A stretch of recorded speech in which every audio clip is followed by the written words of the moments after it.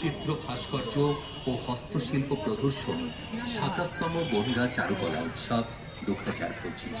আমাদের এই ২৭তম বর্ষের অনুষ্ঠান সূচিতে রয়েছে প্রদর্শনী প্রাঙ্গণে প্রদর্শনীর প্রস্তুতি শিবির। এরপর ২৬শে ডিসেম্বর ২০২৫ বাংলা ১০ই পৌষ ১৪৩২ শুক্রবার সকাল ৮:৩০টায় বন্যা নির্দর্পণের সামনে থেকে শিশু কিশোর শিল্পী গুণীজন ও অভিভাবকদের সমবেত বর্ণাঢ্য শোভাযাত্রা।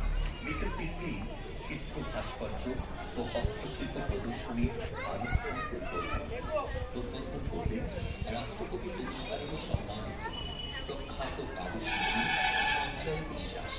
এরপর মমতা ভট্টাচার্য